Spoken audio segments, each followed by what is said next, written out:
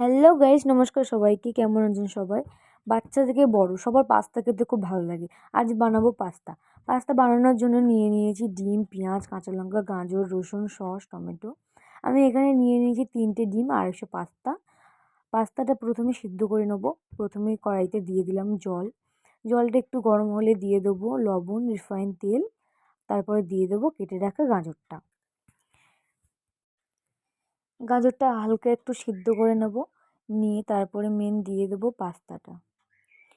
পাস্তাটা দিয়ে দিলাম কড়ার মধ্যে। তারপর একটু ভালোভাবে নাড়াচাড়া করে পাস্তাটা ভালোভাবে সিদ্ধ করে নেব। সিদ্ধ করে সিদ্ধ হোক পাস্তাটা। এবার 3টে ডিম ফাটিয়ে নিচ্ছি আমি। ডিমগুলো ভালোভাবে ফাটিয়ে নেব। ডিমের মধ্যে দিয়ে দেবেন লবণ অবশ্যই করে। আমি লবণটা ভিডিও করতে ভুলে গেছি, আপনারা লবণটা মনে করে দেবেন। পাস্তাটা সিদ্ধ হয়ে গেছে। কড়াইতে দিয়ে দেবো সাদা তেল। তেলটা গরম হয়ে গেলে দিয়ে দেবো কেটে রাখা পেঁয়াজ। পেঁয়াজটা কিছুক্ষণ ধরে ভেজে নেবো ভালোভাবে। নিয়ে দিয়ে দেবো রসুন কুচি।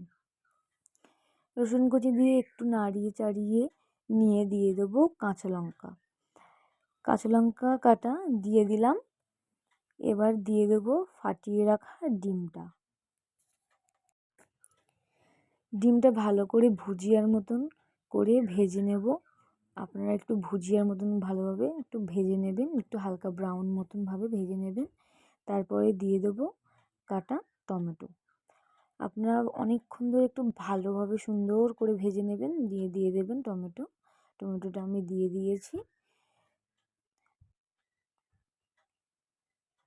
আর একবার ভালোভাবে নাড়িয়ে চাড়িয়ে দিয়ে দেবো পাস্তাটা।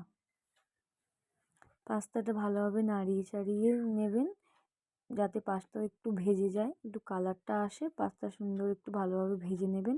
হালকা হাতে অনেকবার করে পাস্তাটা ভেজে দেবেন। একটু হালকা আপনারা রিফাইন তেল ইউজ করতে পারেন ভাজার জন্য। এবার এর মধ্যে দিয়ে দিলাম আমি টমেটো সস। টমেটো সস আপনারা একটু বেশি দিতে পারেন। পাস্তাটা পুরো কমপ্লিট নামিয়ে নিলাম। কেমন লাগলো রেসিপিটা সবাই কমেন্টে জানাবেন। সবাই ভালো থাকবেন। ধন্যবাদ। টাটা।